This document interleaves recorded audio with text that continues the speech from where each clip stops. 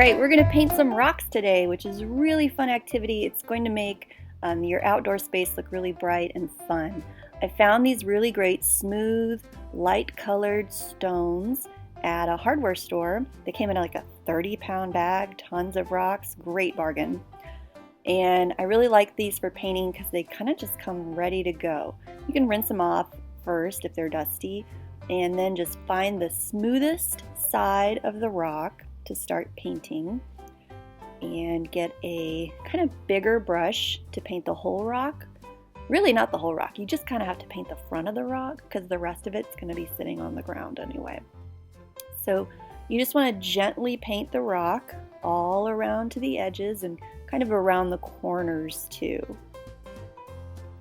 I'm using acrylic paint that I squeezed into little plastic cups so that I can put lids on it and save the paint for later if I don't use it all.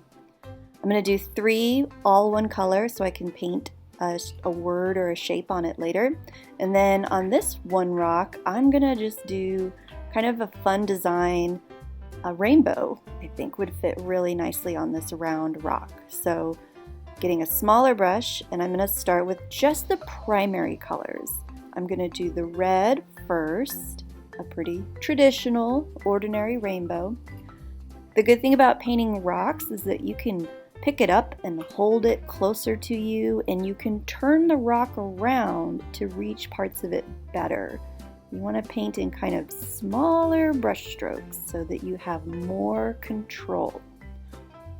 After I do the red, I'm going to paint the yellow stripe, so I have to skip a space because we want to leave room for the secondary colors like orange and green and purple after this part has had some time to dry.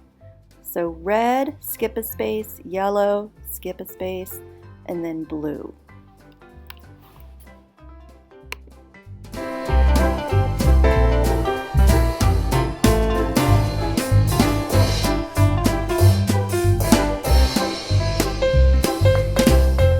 I gave the rocks some time to dry, and now I'm going to go ahead and add the secondary colors into my rainbow.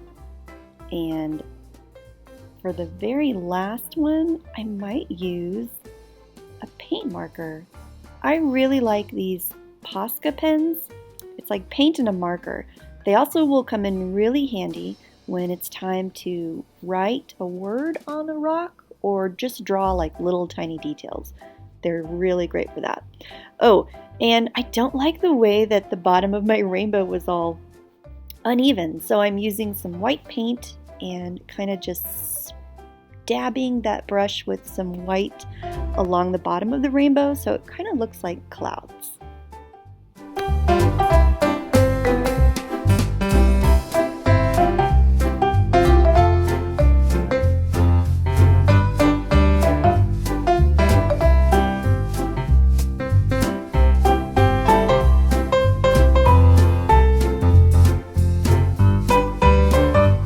Write the word lead, and I used bubble letters so that I could write them really big.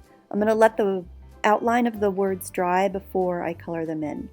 On that rock, I just used regular handwriting for the word read and decorated it with my Posca pens with a fun pattern. Alright, I'm going to color those in with my paint marker, and I can add more to that later if I want. I think I might be close to done. I just got to add some details on this flower.